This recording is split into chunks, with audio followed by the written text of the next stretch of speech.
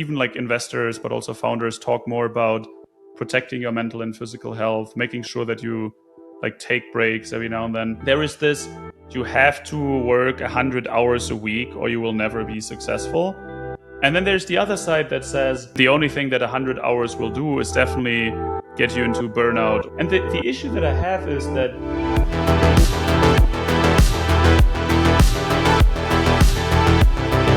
welcome to the Lubo Smid podcast. I'm your host, Lubo, co-founder and CEO of STRV. And I'm here to talk to the industry leaders from the tech and startup space and ask them about their tips and tricks they use to operate at the top of the game. Today, I'm happy to welcome Mike Mahlkow, co-founder and CEO of Fastgen, Webflow for all things backend, that was launched at the beginning of this year. Mike has gone through Y Combinator twice and also received Forbes 30 under 30 recognition. On this podcast, he shares how playing team sports helped him to shape his mentality and why he is so motivated to be helping the younger generation to grow. So let's dive into the discussion. And we are rolling. Welcome, Mike. hey there, how are you doing?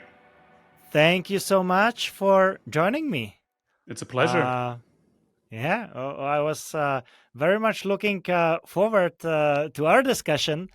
And I just wanted to kick things off with one theme that I feel connects the dots in your career and on your path. And that is helping the fellow people around you and the fellow generation. So I wanted to kind of get a sense of whether you have a sense where this is coming from. Yeah, that's a good question. I think one of the main drivers for me has always been winning with other people. So I played a team sport growing up. I played handball, not the US version of handball, like the Olympic version of handball. I grew up in Germany where it's like the second biggest sport. And so like winning for me was always very closely tied to my team also winning, right? Because you can't win alone. So, and that was my like main priority probably for the first 16, 17 years of my life until I got injured. And so like I didn't really think about much else. And I think like I'm still chasing that even to this day.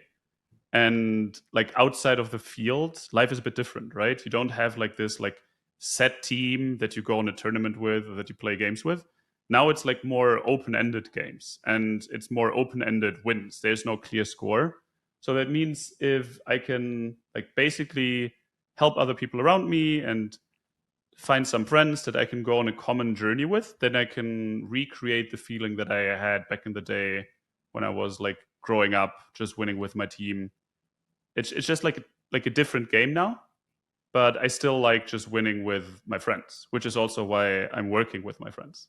Well, winning with your friends, it seems like there is a little bit of learning that you take from that and apply to your businesses and the way how you operate on that front. So your previous business, Blair, was helping students to basically pay for their tuition, right? And get to very prominent colleges or like all colleges where you have to pay those high fees with offering, if I understand correctly, a piece of your future income as a return, right? Yes, exactly. So Blair was an income-based student financing company. And how that worked was that someone could go to either a college, but even to a school where you would become a plumber, for example, or a truck driver. So it was like broad around education, and it was both like tier one, tier two colleges, but also like other types of education, like boot camps or plumbing schools, HVAC schools. And the whole idea was that we thought that the incentives between schools and students were misaligned because schools, they get their money either way. There's like a couple of exceptions at the very high tiers where they make a lot of money through donations, but usually most of the schools make money through tuition fees, right? At least a big chunk of it. And the tuition fee is not related to whether their student is successful afterwards. And successful in that specific area usually also means economic success, because most people, at least to some degree, get an education because they then want to use it on the job market to get a better job, to make more money, to provide for their families. And we thought that on the one hand, we could align the incentives between schools and students if the schools participate in the money that the students make afterwards. And then also, the students have a way better downside protection, because with our financing mechanism, the students only had to repay if they earned a certain minimum threshold. So the whole idea was they would only have to pay money if they actually have a job that's stable, that pays them enough money. And if they either have a like need a break for like physical or mental health reasons, or if something doesn't work out, then they don't have to repay in that time. And it was also capped. So at some point, like for example, if you were unemployed for a certain number of years, it'd be 10, 15 years, depending on what contract it was, then you were out of the contract either way, even if you didn't repay the full amount. And yeah, that was an interesting journey, because we started out doing that direct to consumers. So people could sign up on our website, tell us who they are, give us information about themselves, and then we would give them an offer afterwards. We would say, we can give you X thousand dollars if you give us X% of your income for 8 years, for example, after you graduate college. And then that shifted because COVID happened, and COVID changed a lot of businesses, right? And in our case, the whole debt market froze for a little while, so you couldn't raise any money anymore because no one knew what was happening on the markets.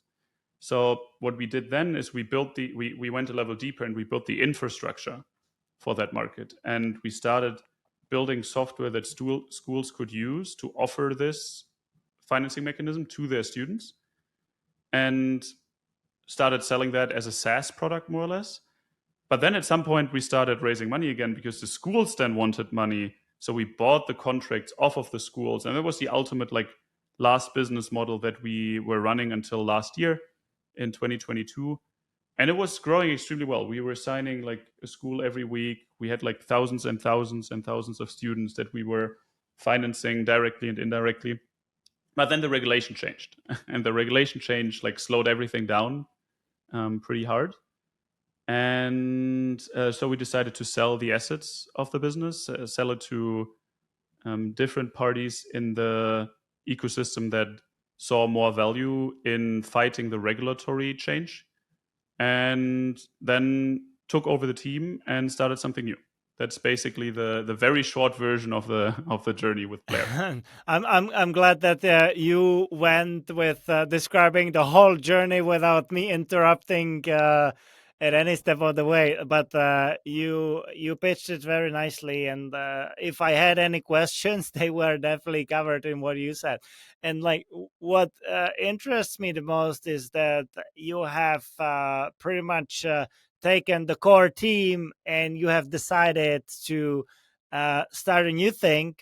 And similarly to what you have done with Blair, right? You were part of Y Combinator, and for the next product, you decided to also partner up with YC. And like I talked to a lot of people that went through Y Combinator, and I feel, especially with the magnitude that they have today, right? Seeing like hundreds of companies go through the batches every year, Yeah. it's massive. But you are actually one of the very few people that I know that did it twice.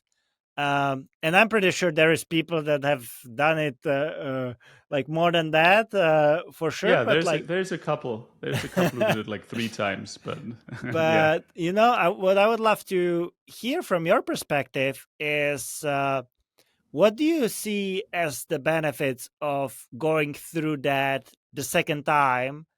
And would you like, do you see it as like the way how you would like to start your startups going forward? Maybe your third and fourth. You know, what's Yeah, your take I on that?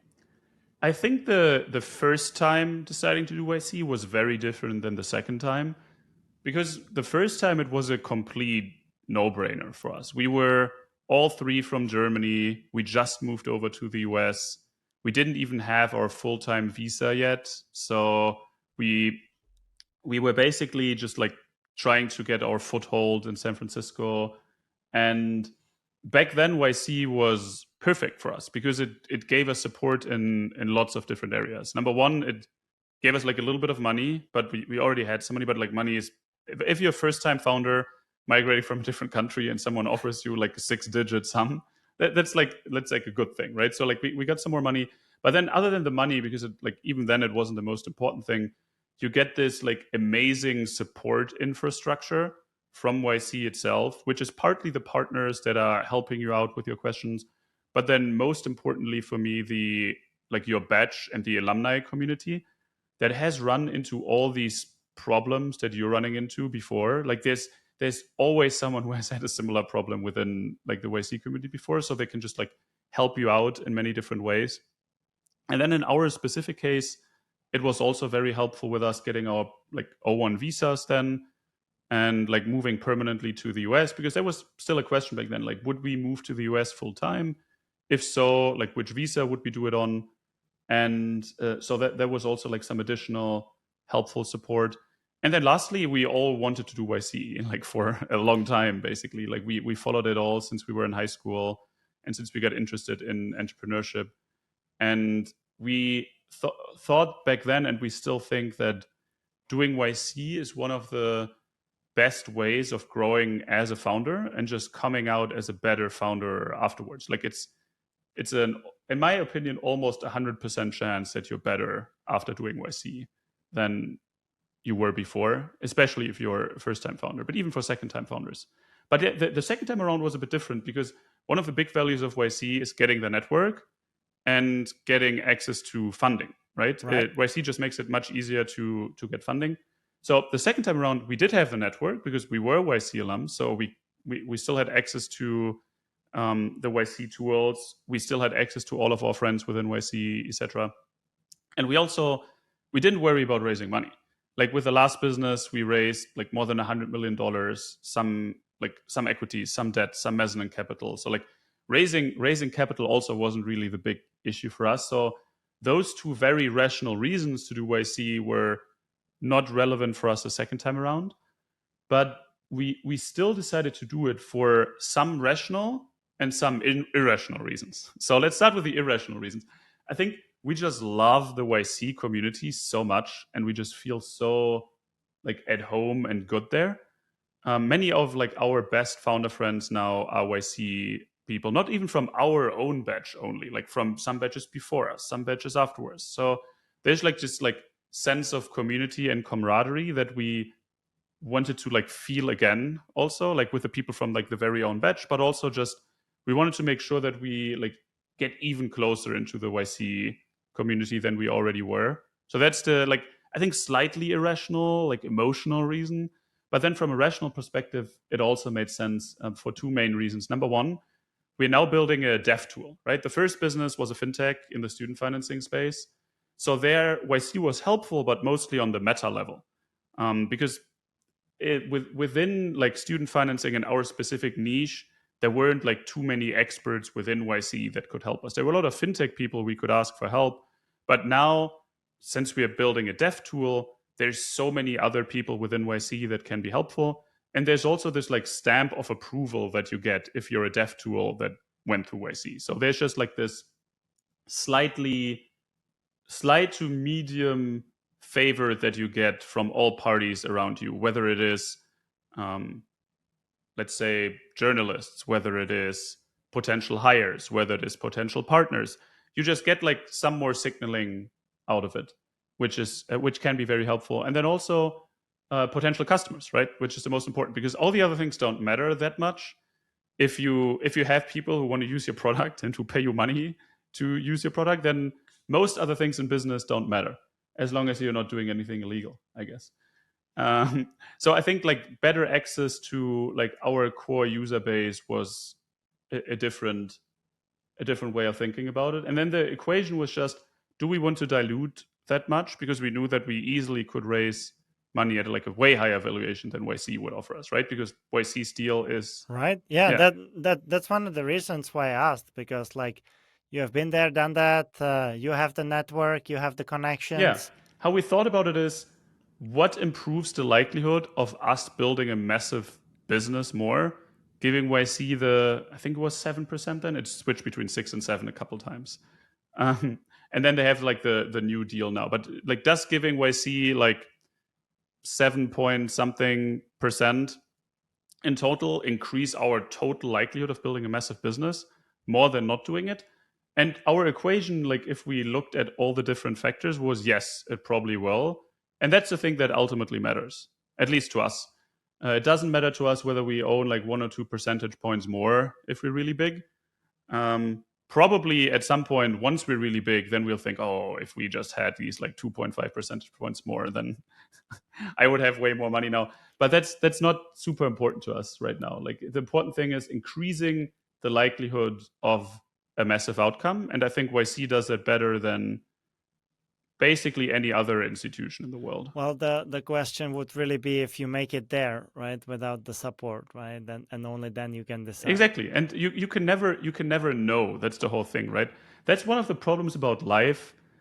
Like many like career experiments or even like life experiments in general, they take time, and you don't have a control group, right? There's not like a couple of other Mikes running around and like not doing YC and building a business with the same knowledge.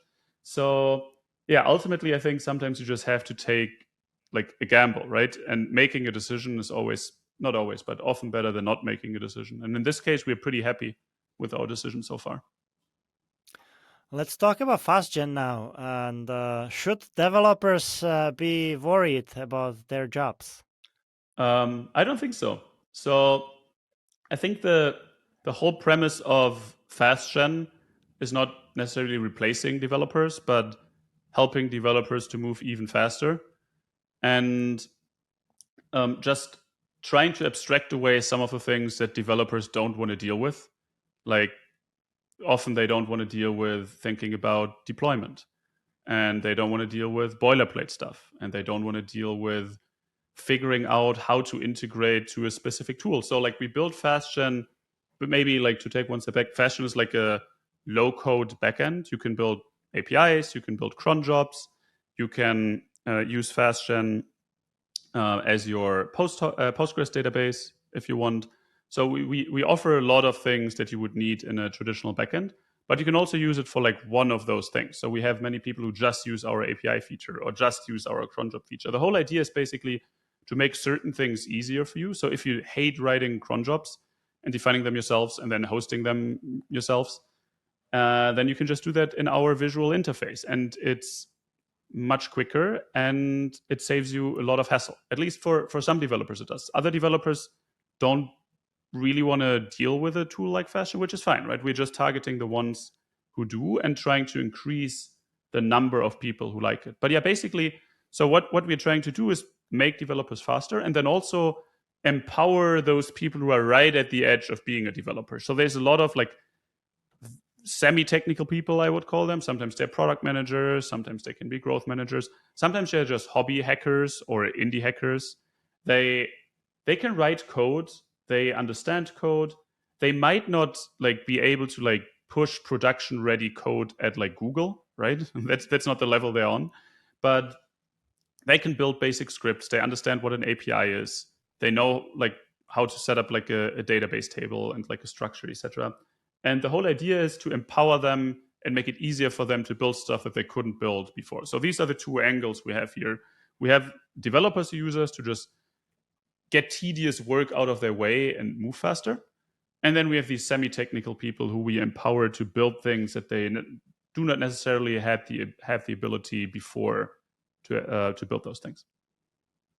How do you get from building fintech in the Yeah. education space to basically be building a developer tool, Yeah. essentially? I actually get that. Could you just walk me through a little bit Yeah. of background behind that? Yeah. Because I feel like there's a story tied to it, and I would love to know the story. Yeah, I get that question a lot, and I have two answers to it. I'll give you the actual story afterwards, and But my gut reaction is usually that or like me and my co-founders, we are entrepreneurs. Like that's the first thing we are. We are not fintech entrepreneurs or edtech entrepreneurs or dev tool entrepreneurs. Like at our core, we are builders and we want to solve problems with our unique skills, which in this case is building technology companies that in the first case had like a fintech and edtech angle, and in this case it's like a dev tool angle. So I or like the three of us, we want to build businesses, like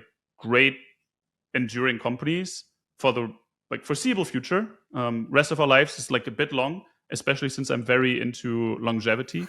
But let's just say for like the next decades, right? And we do that in the area where we see the biggest opportunity. And at first it was fintech. And ultimately, I would say that we are even like if you just look at our skill set, we are even better suited for the dev tool that we're currently building than we were for the very heavily, weirdly regulated student financing fintech that we were building before. Because none of us had raised debt before, none of us had to deal with state and federal regulators before. So at some point, my job in the old business was talking to state senators, talking to regulators, flying to Washington to talk to politicians and talk to them about student financing laws and like all these kind of things that I had no experience in whatsoever. And also like I'm not even like a US citizen, right? So it's also not that I can just like demand it from my elected officials or something like that. It was always it was a very interesting learning curve, and I definitely met some people that I would not have met if I had built like a different type of company before. But so yeah, that's my first answer. My first answer is just we're good at building stuff, and as long as it's software based, then we are a team who is like pretty well suited to it. What we couldn't do, for example, is build a biotech company. At least not at this stage with this type of team, because we're not biologists, right? So that wouldn't work well, at least right now. Maybe it's coming later. You just don't know about it Yeah, yet. maybe like it really like I'm really interested in like computational biology and like the progress that AI is making there. But yeah, that will be like a thing we can talk about in 10 years maybe.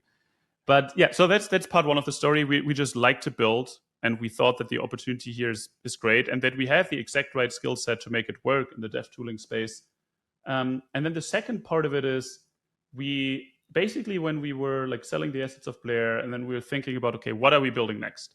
The question was, funnily enough, the question was never, are we building something afterwards? We never thought about like doing the like, oh, we just work at Google for 2 years now, or we also never really raised the question of whether we would do it together. It was like crystal clear that the next thing would just be something that three of us would build together again.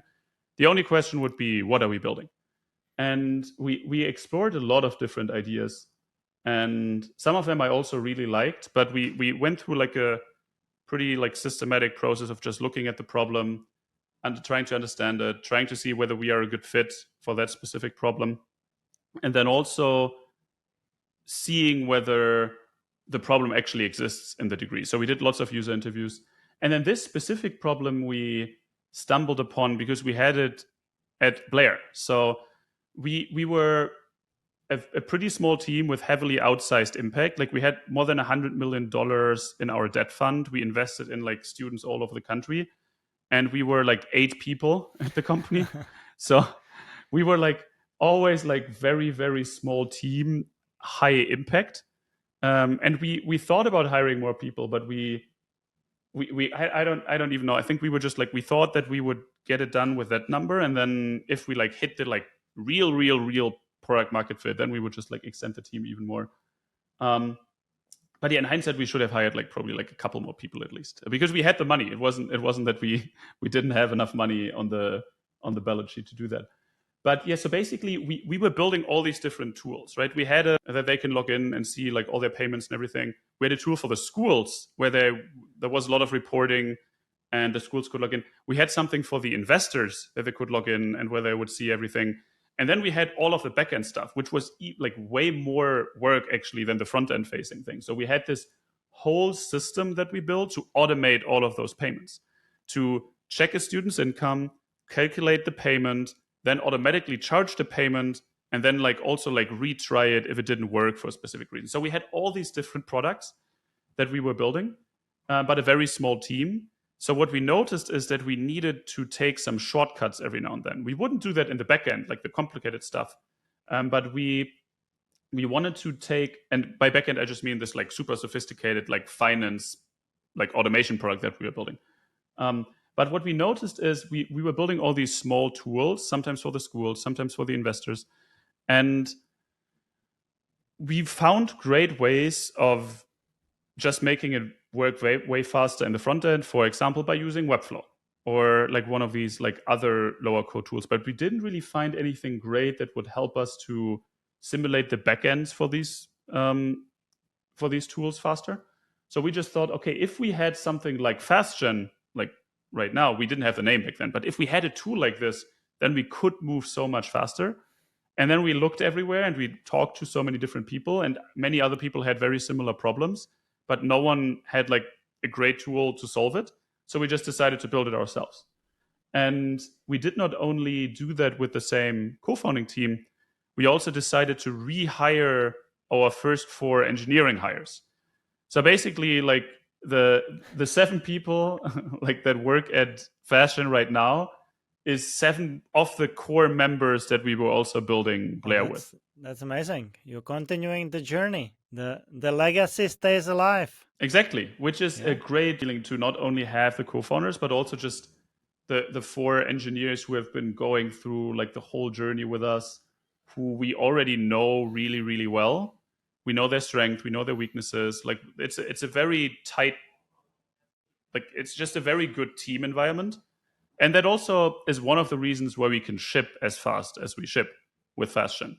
Just because the team already knows each other, everyone's really good at their specific job, and we didn't have to reinvent anything. We could just like start building.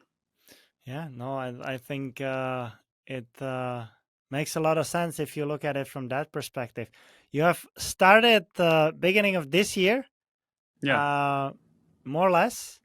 And what's the current state of progress in terms of building out the product, having users, seeing whether there is a real product market fit? How would you evaluate the current state of things? Yeah. So I'll tell you like the stages that we went through. So when we started basically almost exactly like 9 months ago now.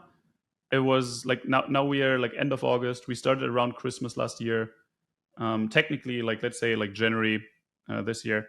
And the first 3 months we were just building. Like if you build like a backend, like a low code backend platform, you need like your MVP isn't ready in like a week. So you need to like build a lot of infrastructure. You need to think a lot about architecture. So before we even started writing code, we were thinking a lot about architecture for a couple of weeks. Like how can we make it like scalable from the beginning? How can we make it performant? And then after like a little more than 3 months, we launched our private beta. We started with like 10 customers that we handpicked to improve the product with us. And that was roughly also when YC ended in spring this year. So we were like in private beta. We extended the private beta a bit to then 15 customers. And then we worked with them for like 3 months. We would just work very closely with the private beta customers, improve the product, ship more things, listen to how they use the product, talk to them every week. And then once we've done that, we launched our public beta, which was in June. So a bit more than 2 months ago now.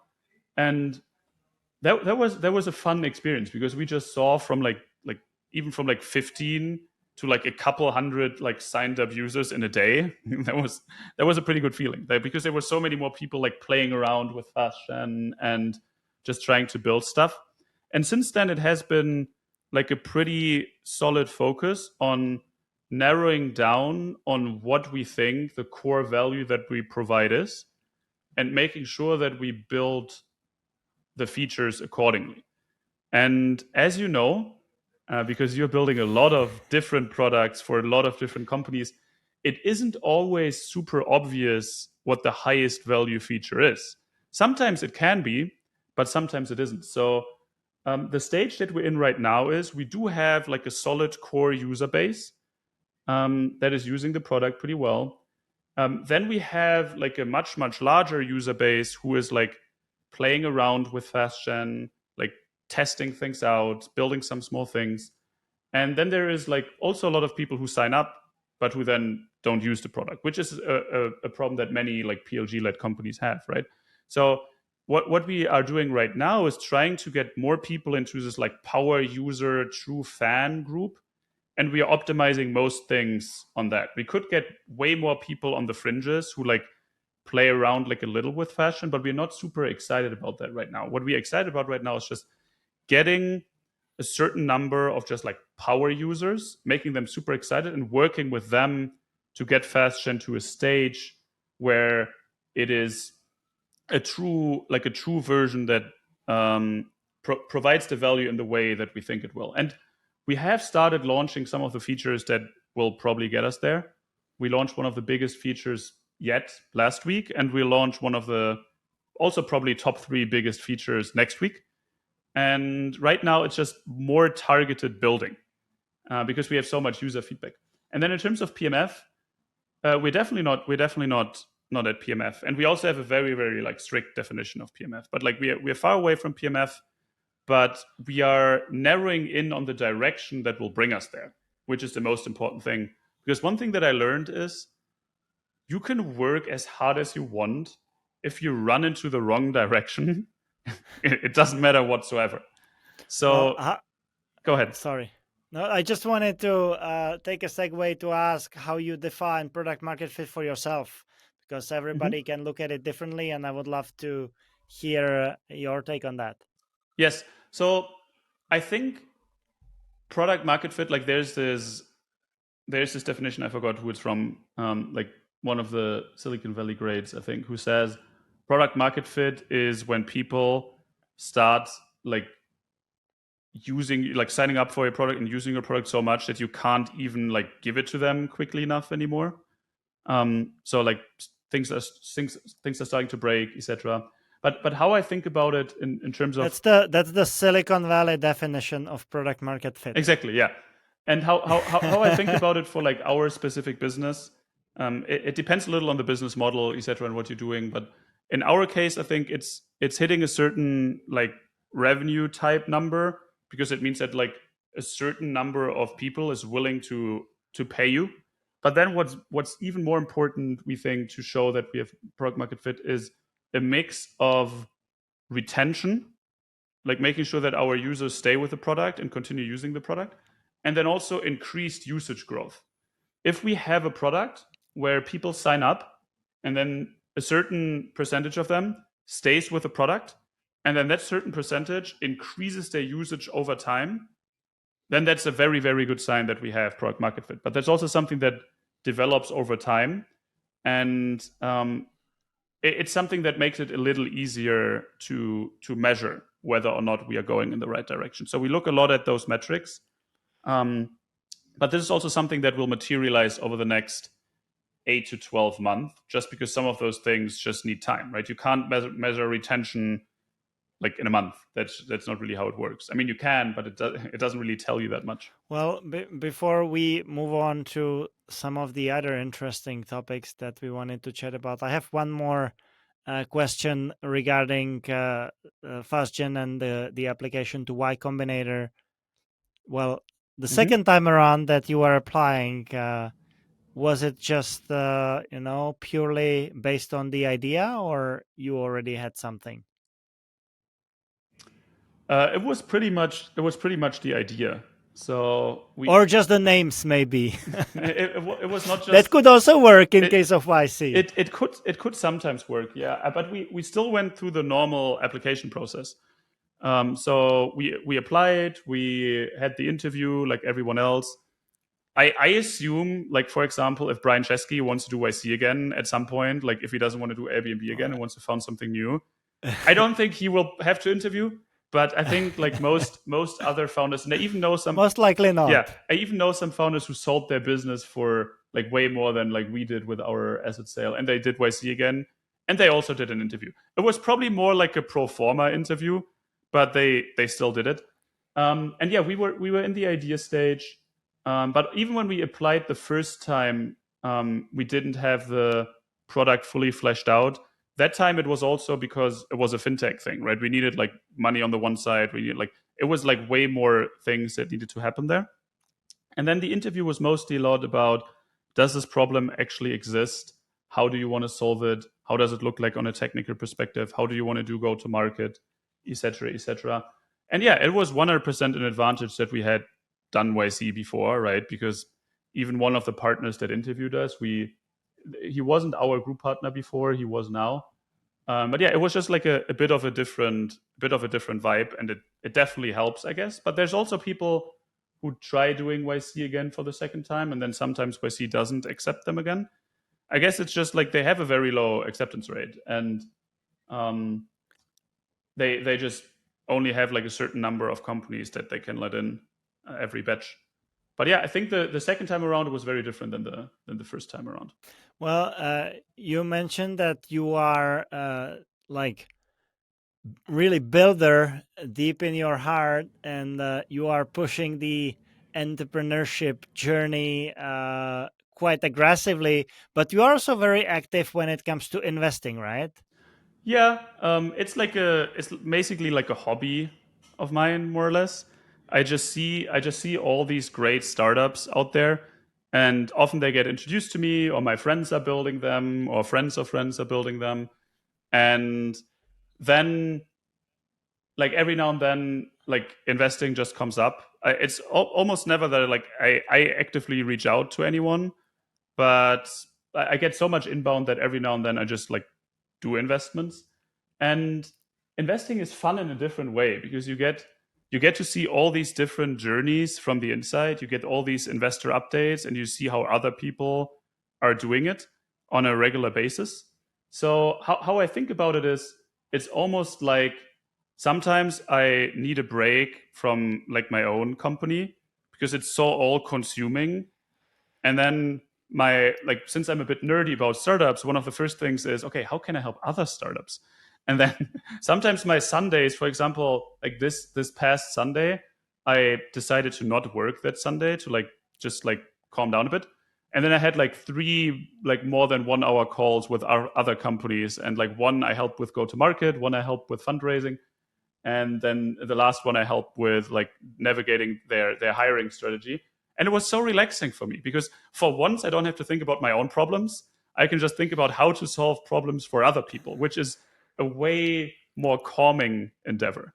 But yeah, that was a very long-winded way of saying that. Yeah, I've done a lot of investments on my own, but then also with my co-founders together over the last 1.5, 2 years or something. I'm currently not doing that many because I want to like more focus on Fastgen. But yeah, overall, it's a very rewarding journey, I would say. One thing that you described, I would even compare it to eating different kinds of food, Mm. right? When you keep eating one thing, you are like, you have enough and you can't eat anymore. But then you look at the dessert and you are like, oh, I can eat 5 of Yeah, those, yeah, right? Bring them here. yeah. And to me, it's interesting when you change the type of work or you just change the focus, then suddenly like your mental capacity opens up and you can do things again. So maybe that's one of the ways how we can think about like structuring our time, that we don't deplete all the energy that we have towards one area, but if we switch the tasks and the areas of focus often enough, that way we can like still feel energized and we can achieve a lot more. Yeah, and I think energy management is something that is a very controversial thing in the startup area, or like in the founder area as well, right? Because on the one hand, more and more people are talking about like founder mental health and like taking care of your physical health. I feel that that has changed even over the last like 5 years or so, and that more people are even like investors, but also founders talk more about protecting your mental and physical health, making sure that you like take breaks every now and then. But then there's these like two conflicting thoughts, right? There is this you have to work 100 hours a week or you will never be successful. And then there's the other side that says, um, well, maybe working 100 hours a week doesn't make you more successful because you can't really take the correct decisions anymore. And you need to have a better balance to be like a good founder and a good role model for everyone. And the only thing that 100 hours will do is definitely get you into burnout or at least some like severe health problems. And the issue that I have is that I can see and understand both sides. I think you need to have a minimum input to some degree of building something great. But then on the other hand, if you overdo it and you don't pay attention to like if you like cut your sleep and if you don't eat well, and then if you like you just notice that like your energy like depletes over time. So yeah, I think I'm in the camp of you definitely have to work a lot as a founder, but you should always be very, very careful either when your body shows you signs of something being wrong or just overall with how you manage your energy also like outside of like then actually working. What do you think about that? Do you have a view? I most certainly do. In my case, my 20s were, you know, mostly filled with those long work days and work weeks. And it resulted in me going through some health Mm. conditions and learning from that and finding the balance. And like, you know, I I can't go all the way to the other side, right? For me, I would not thrive if I'm not pushing. Yeah. But I think I have like lowered the expectation in a way that like I feel great if I can accomplish one huge thing a day Mm. or one big thing a day Yeah. and several small ones. That like to me that's like a great progress, right? It Yeah. doesn't have to be that I have to do like I have to have 20 meetings or do 20 things. um, and so in my opinion is operating a lot smarter with your time. And I'm still like, I don't want to say that I'm the one everybody should be listening to for advice, but some people can. Maybe there's something on that. Yeah, but But I totally understand. I totally understand what you're saying, and I think me like growing older, the perspective has also changed a little. I'm in like the end of my 20s, so maybe I have the realization right now. But basically, when we started Blair, like the first company, right? We literally worked basically every waking second. So the only thing we did was like sleep, and then our living room was our office for the first year. And so we would just get up, go into the shower, go into the living room, work, order food, eat it while we are working, at some point go to bed 7 days a week. And then we also like because we were like still pretty broke back then when we started. I also shared a room and a bed with one of my co-founders for the first 9 months because we couldn't afford like a bigger apartment in San Francisco. So like it was like in hindsight really stupid because we were so done after that year. When I got home for Christmas that year, I was a walking zombie. And I think in hindsight, we should have maybe like taken off every now and then and like gotten a bit smarter about doing energy management. And how I view it now is similar to what you say. Like prioritization is just so much more important. I still work a lot, but it's way more important to me to work on the right things because back then we pushed so hard, but sometimes we worked for like a week on super stupid things, yeah. and we were just like pushing so hard, like 15 hours a day. um, but I could have probably like nowadays I could have probably achieved more in a single day than I sometimes achieved back then in a week, just because the prioritization was wrong, and I now know ways of just like achieving, like focusing more on the outcome than the input. So yeah, I totally see what you're saying. I think it's also about working smarter, not only about working harder. And the only thing that I would add to that is that I think that you need to constantly seek the progress, right? So Yeah. like you have it set up certain way now, but maybe you don't prioritize enough, and you can do a better job, and there's always rooms to improve. Yeah. So I know that I'm not perfect, but I am striving for the better. And Yeah. if I am on that path and I can keep improving little by little every day, week, and month, then I feel like I'm set up on the right trajectory. Yeah, 100%. Yeah. I think there's like what has also helped me personally. I like to think in like not necessarily like frameworks, but like I like to like categorize things that just really helps me to then like do things about them. So how I think about like productivity, at least one lens I'm using is what are good things that I'm doing that I should continue doing? What are things that I'm doing that I should definitely not continue doing? And then also, what are like other like bad detractors from my performance? So there might be like like for example, for me, one of the worst things I could do is cut on sleep. When I'm not sleeping enough, the day is like I just can't function. My brain doesn't work. So back in the It day, I is sometimes ruined. yeah, sometimes I did it, and then technically I had more working hours that day, but I just couldn't get anything done. So like that's like one concrete example. But yeah, I think like setting up the right habits of like prioritizing correctly, also like taking care of like mental and physical health, but then also knowing what you are prone to do that is not good, and avoiding doing that is sometimes even better than only doing the right thing. So sometimes like avoiding things can be very helpful as well, and that has helped me a lot in thinking about or at least improving on a regular basis. Well, let's get some secrets out. What has been the most challenging thing for you on that front? Um, so I think sleep is definitely like one major thing because like I had like sleep problems like basically since I was like a child. So like getting that set up was always important. Then like one other thing, like I'm really good at like focusing on something once I like have decided that I'll focus on it.